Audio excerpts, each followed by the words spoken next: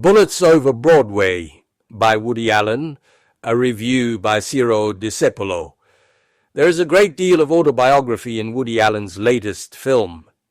The core theme that animates the story cinematically recounted by the director, who was born in New York on December 1st, 1935, at 10:55 p.m., seems to be entirely encapsulated in a question the film's director asks his wife: "Did you love the artist in me or the man? And why should we be so surprised that our great author pauses to question the value he expresses towards the opposite sex?" The ancient duality of Dr. Jekyll, Mr. Hyde is revived here, representing on one side the artist who fails to notice that he is self-asphyxiating in his mental and/or intellectual superstructures, and on the other, the man within him who seeks, despite everything, to emerge. Indeed, in the film, the protagonist neglects his wife, who is young and pretty, for a famous alcoholic actress who's a windbag tromboner and speaks lines such as "it exudes lurid sexuality."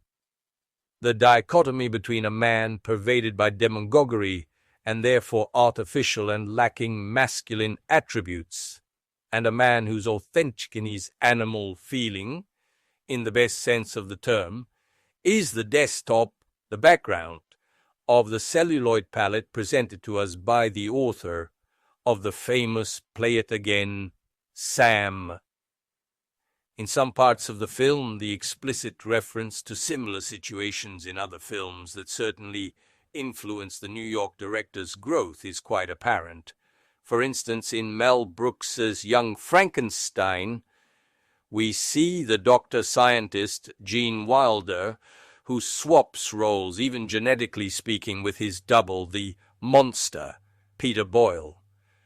The monster, losing the physical characteristic that most of all made him macho, even performs an improbable for a 2-meter beast weighing over a quintal of kilos, tap dance in a tuxedo, complete with a top hat pulled down over his eyes and the white knob of his cane rhythmically tapping the ground. A similar scene is found again in Mel Brooks, The Producers, with the fat man, Zero Mostel, who dances with feminine coyness, swaying his hips and producing a hilarious number reminiscent of Gian Piero Galeazzi's dance at the last edition of Domenica in Dorm. Here, too, the fat man is meant to stand for the brute, in contrast to the mind of the film, the actor Gene Wilder. In Bullets Over Broadway, the brute macho is Cheech, in Italian Ciccio, and when he is called by the other gangsters, it strongly reminds us of the way Franco Franchi used to call his sidekick as Ciccio Ingrassia, which was a source of great hilarity in itself. Cheech is instructed by a notorious gangster who is sponsoring a show featuring his woman, a giddy goose, with an unbearable voice, to attend the rehearsals and prevent anyone from disrespecting his dove. Reading the sports section and bored to death, he therefore witnesses the acrobatics of the author-director who racks his brain trying to fit the pieces of an absurd and patently false story together.